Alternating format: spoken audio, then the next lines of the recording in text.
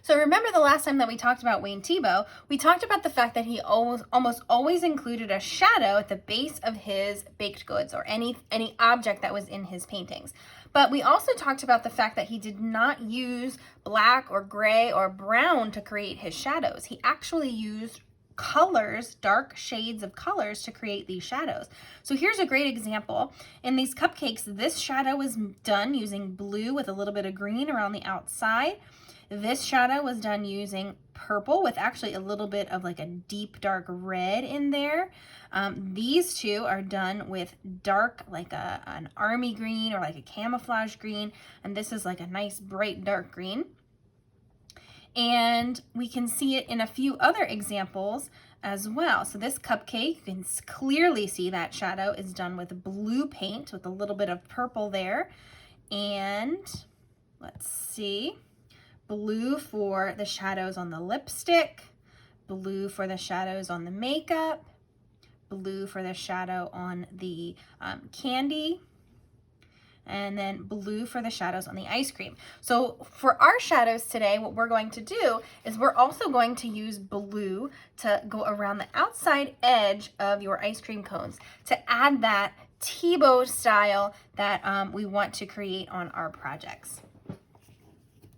So I have pulled out a couple of shades here that I am interested in using, but I want to try them out first on the back to see which one I want to use. So this is like a dark, like blue violet, blue violet. And then this one, more of a lighter blue. And then this one is kind of a darker blue than that one. So I think what I'm going to do, I used this one before, so I think I'm actually going to use the blue violet this time. So if you have a couple crayons that you have in mind that you want to try, test them out on the back before you go on to your good side, before you make your choice. So the first thing I'm going to do is pick which side I want my shadow to be on. I think I'm going to do my shadows on the right hand side and not the left hand side. So I'm going to start out by just coloring around the outside edge of my ice cream cone with that dark color, and also a little bit on the inside edge.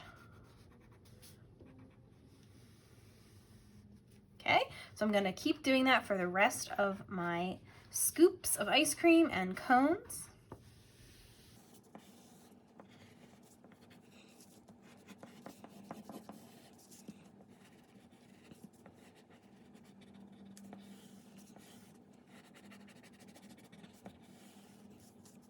All right, so there's my shadow. Now what I'm going to do is start coloring the actual cones. Now this part, you can get really creative with this.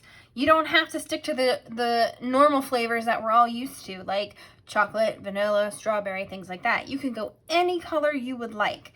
So as you can see, I used orange ice cream, green ice cream, pink ice cream. So it's totally up to you what color choices you want. Same for the cones. I used a brown for my cones, but if you want to change it up and use another color for your cones, you certainly can do that. You are the artist, so you can make that choice for yourself.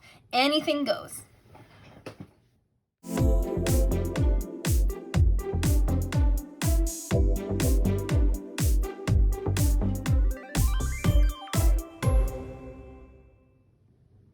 Okay, when you're all done coloring your ice cream cones, the scoops, and the shadow, you can put this back in your folder because we're going to save the last part, which is the painting part, for next class. I will see you then.